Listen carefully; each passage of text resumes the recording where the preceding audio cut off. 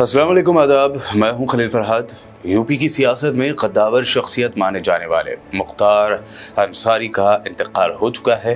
ये लगातार तीसरा रमज़ान है जब यूपी के कद्दावर मुस्लिम लीडरों के इंतकाल की खबरें सामने आ रही हैं।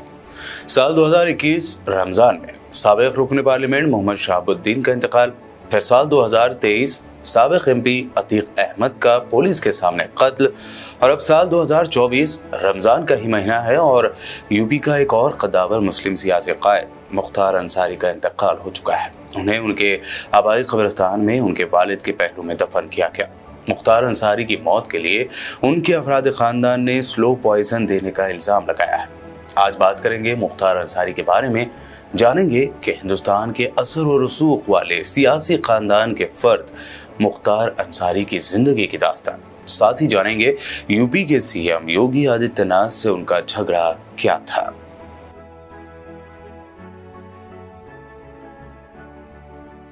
मुख्तार अंसारी गाजीपुर जिले के मोहम्मदाबाद में पैदा हुए।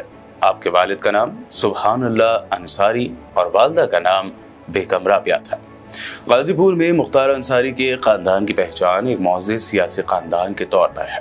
17 साल से ज्यादा वक्त से जेल में बंद मुख्तार अंसारी के दादा डॉक्टर मुख्तार अहमद अंसारी हिंदुस्तान की आज़ादी के लिए लड़ाई लड़ने वाले यानी फ्रीडम फाइटर थे। गांधी जी के साथ काम करते हुए वो 1926-27 में कांग्रेस के सदर भी रहे। मुख्तार अंसारी के नाना ब्रिगेडियर मोहम्मद उस्मान को 1947 की लड़ाई में शहादत के लिए महावीर चक्र से नवाजा गया था। मुख्तार अंसारी के वालिद सुभानुल्लाह अंसारी गाजीपुर में अपनी साफ सुथरी इमेज के साथ सियासत में सरगर्म रहे थे।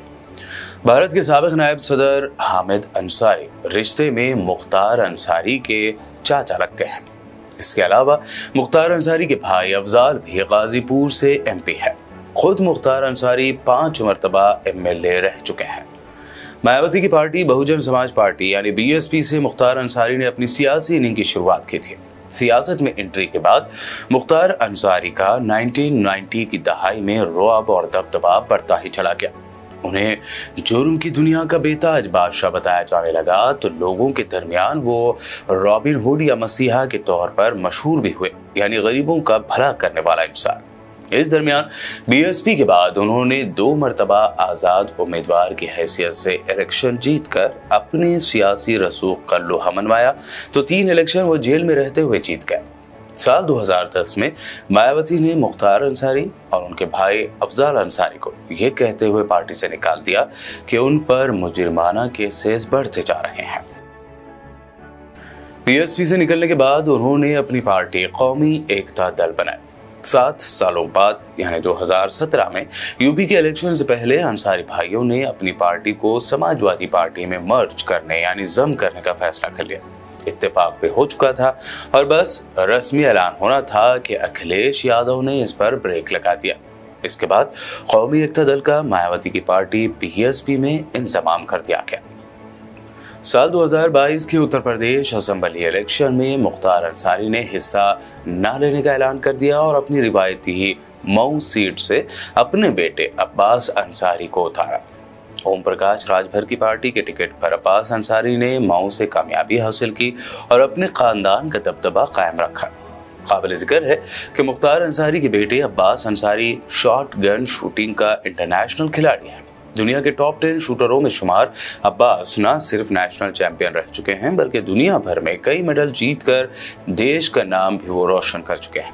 लेकिन अब्बास अंसारी को भी मनी लॉन्ड्रिंग के केस में गिरफ्तार किया गया।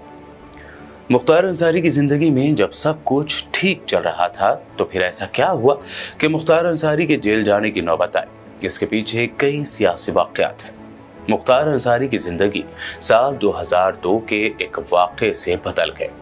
उसी साल बीजेपी के एमएलए कृष्णानंद राय ने अंसारी खानदान के पास साल 1985 से रही गाजीपुर की मोहम्मदाबाद असेंबली सीट छीन ली थी। कृष्णानंद राय एमएलए के तौर पर अपनी मियाद पूरी नहीं कर सके और 3 साल बाद यानी साल 2005 में उनका कत्ल कर दिया गया। बीजेपी एमएलए एक प्रोग्राम का इनॉग्रेशन करके लौट रहे थे, तभी उनकी गाड़ी को चारों तरफ से घेर कर अंधाधुंध फायरिंग कर दी गई। हमला ऐसी सड़क पर हुआ जहां से गाड़ी को दाएं बाएं मोड़ने का कोई रास्ता नहीं था। हमलावरों ने AK-47 से तकरीबन 500 गोलियां चलाई और कृष्णानंद राय समेत गाड़ी में मौजूद सभी 7 लोग मारे गए। बाद में इस केस की जांच यूपी पुलिस से लेकर CBI को दी गई। कृष्णानंद राय की बीवी अलका राय की दरख्वास्त पर सुप्रीम कोर्ट ने केस 2013 में गाजीपुर से दिल्ली ट्रांसफर कर दिया, लेकिन गवाहों के बार बार पलट जाने से ये केस नतीजे पर ना पहुंच सका। गवाहों की कमी के बाद इस केस में मुख्तार अंसारी को राहत मिली और वो जेल से छूट गए।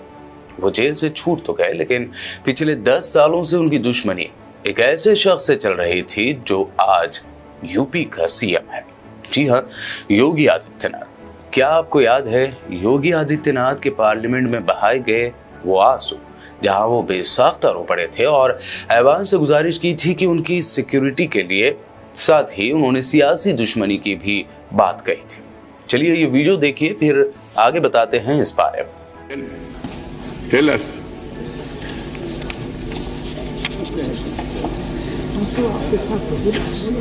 सर मुझे बोले don't be Tell him. Go on, Nitin. Yogi ji, we all respect you. Please, you feel we shall certainly look into it. I tell you. अध्यक्ष, मैं तीसरी बार गोरखपुर से लोकसभा का सदस्य बना हूं। पहली बार मैं 25,000 वोटों से जीता था, दूसरी बार 50,000 से जीता और तीसरी बार लगभग 1.5 लाख मतों से मैं गोरखपुर से चुनकर के आया हूं। लेकिन पिछले कुछ समय से महोदय राजनीतिक विद्वेष के तहत मुझे जिस प्रकार से राजनीतिक पूर्वाग्रह का शिकार बनाया जा रहा है, मैं केवल आपसे अनुरोध करने के लिए आया हूं, क्या मैं इस सदन का सदस्य हूं या नहीं हूं, और क्या यह सदन मुझे संरक्षण दे पाएगा या नहीं दे पाएगा। You are a very honorable member of the House. मुझे संरक्षण नहीं दे सकता है, तो मैं आज ही सदन को छोड़ करके वापस जाना चाहता हूं। दरअसल योगी आदित्यनाथ और मुख्तार अंसारी के दरमियान साल 2005 में मऊ में हुए दंगों के दौरान दुश्मनी शुरू हुई। दंगों के दौरान खुली जीप में दंगों से मुतासरा इलाकों का मुख्तार अंसारी ने दौरा करते हुए जायजा लिया था। उस वक्त योगी आदित्यनाथ गोरखपुर से MP हुआ करते थे। इसके 2 सालों बाद यानी 2008 दिसंबर में जब योगी आदित्यनाथ मुख्तार अंसारी को चैलेंज करके एक रैली से खिताब करने निकले, तो योगी के 40 गाड़ियों के काफिले पर अचानक हमला हुआ। हवाई फायरिंग होने लगी। योगी के गनर्स ने भी फायरिंग की और उस वक्त जबरदस्त अफरा तफरी मच गई। इस हमले में योगी आदित्यनाथ को दूसरी गाड़ी में बैठकर अपनी जान बचाकर भागना पड़ा। न्यूज एजेंसी PTI के मुताबिक फॉर्मर पुलिस अहदेदार शैलेंद्र सिंह ने बताया था कि योगी के काफिले पर बम फेंके गए थे। ये तो इत्तेफाक था कि योगी की गाड़ी बदल दी गई, नहीं तो उस वक्त योगी आदित्यनाथ का बच पाना करीब करीब नामुमकिन था। बहरहाल यहीं से शुरू हुई ये खतरनाक दुश्मनी उस वक्त आखिरी मोड़ पर पहुंची जब योगी आदित्यनाथ यूपी के CM बने। सियासी माहिरीन का मानना है कि योगी के CM बनने के बाद उन्होंने चुन चुन कर अपने मुखालिफिन को निशाना बनाया। हैदराबाद के खदावर और मजलिस इत्तेहादुल मुस्लिमीन के सदर असदुद्दीन ओवैसी ने मीडिया से बात करते हुए मुख्तार अंसारी के अफराद खानदान के जहर दिए जाने के इल्ज़ाम का हवाला देते हुए कहा कि योगी सरकार ने कहा कि मुख्तार को सिक्योरिटी दी जाएगी। फैमिली का कहना है कि उन्हें स्लो पॉइजन दिया जा रहा था, जिसकी वजह से मौत हुई है। उनके भाई और MP अफजाल अंसारी का कहना है कि जिस अस्पताल में मुख्तार को पहले बीमार पड़ने पर ले जाया गया, वहाँ इलाज के लिए मुतल्लिका डॉक्टर्स ही नहीं थे। इस दौरान सदर मजलिस असदुद्दीन ओवैसी ने अतीक अहमद की पुलिस कस्टडी में हुए कत्ल का भी जिक्र किया। उन्होंने कहा कि यूपी में योगी सरकार कानून से हुकूमत नहीं कर रही है, बल्कि बंदूक के जरिए हुकूमत कर रही है। उत्तर प्रदेश की सरकार ने ये बताया कि उनकी हिफाजत की जाएगी, उनकी जान। उनकी फैमिली कह रही है कि उनको स्लो पॉइजन दिया गया है, जिसकी वजह से उनकी मौत हुई है। और उनके बड़े भाई जो MP हैं वो ये कह रहे हैं कि जिस जेल से अस्पताल को लेकर गए वहाँ पर वो कंसर्न डॉक्टर्स नहीं थे जो पॉइजन उनको दिया गया, और उसके बाद उनको फौरन 1 दिन के अंदर या 2 दिन के अंदर वापस हॉस्पिटल जेल भिजा दिया गया, जिससे उनकी मौत वाकई में हुई है। तो मैं ये चाहूँगा कि इसकी एक सही तरीके से इंडिपेंडेंट इंक्वायरी हो, और जो फैमिली कह रही है उसको सीरियस लेने की ज़रूरत है।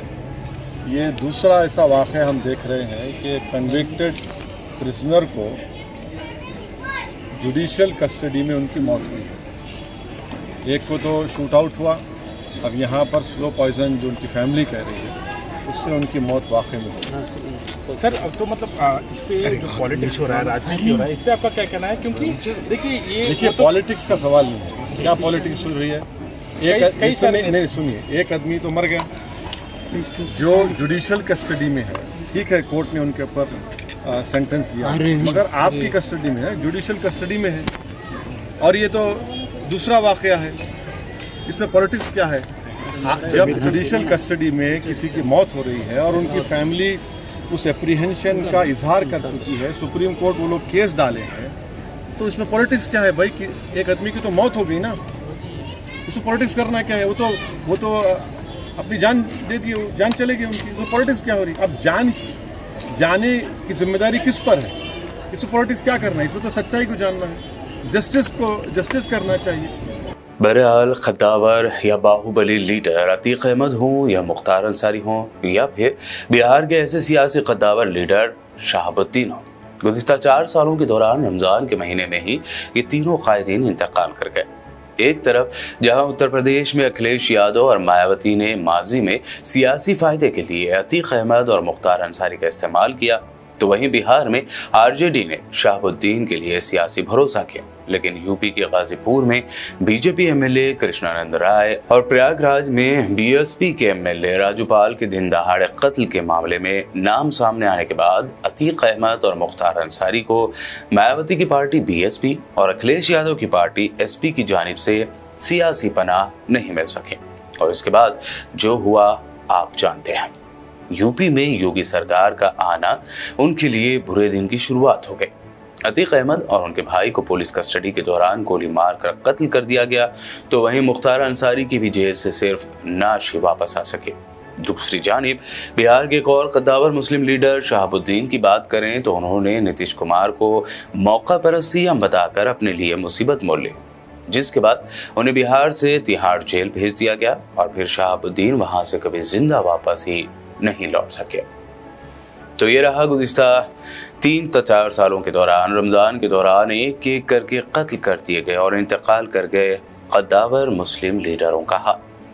सियासी माहिरीन का यह भी मानना है कि इस लिस्ट में अगला नंबर समाजवादी पार्टी के सीनियर लीडर और कद्दावर मुस्लिम कायद आजम खान का हो सकता है।